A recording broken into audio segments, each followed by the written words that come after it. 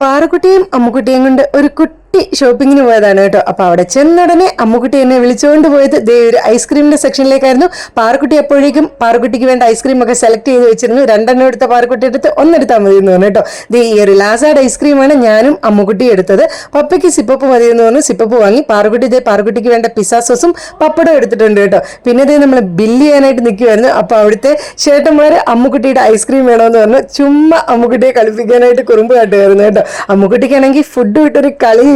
ഉച്ചയ്ക്ക് ഫുഡ് ഒന്നും കഴിച്ചില്ല. എനിക്ക് ഐസ്ക്രീം തരുമോ എന്നൊക്കെ ചോദിച്ചിട്ട് അമ്മുക്കുട്ടിക്കാണെങ്കിൽ ആകെ ഒരു ടെൻഷൻ കേട്ടോ. അമ്മുക്കുട്ടിക്ക് ഐസ്ക്രീം എന്ന് പറഞ്ഞാൽ പ്രാന്താണ്. ഇതൊക്കെ കണ്ട് പാറക്കുട്ടി ചിരിയായിരുന്നു. ഇടയ്ക്ക് അമ്മുക്കുട്ടി ഇറങ്ങി പോകാൻ തുടങ്ങിയതാണ് കേട്ടോ. ഐസ്ക്രീമും കൊണ്ട് ഓടി രക്ഷപ്പെടാൻ നോക്കുകയായിരുന്നു. അപ്പോഴേക്കും അമ്മുക്കുട്ടിയുടെ ഐസ്ക്രീം മേടിക്കാനായിട്ട് ഈ ടോയ് ഒക്കെ കാണിച്ചു. എന്നിട്ടും അമ്മുക്കുട്ടിക്ക് ടോയ് വേണ്ട, ഐസ്ക്രീം തരൂല്ല എന്ന് പറഞ്ഞിട്ടോ. അമ്മുക്കുട്ടി ഇതുകൊണ്ട് ചിരിയായിരുന്നു.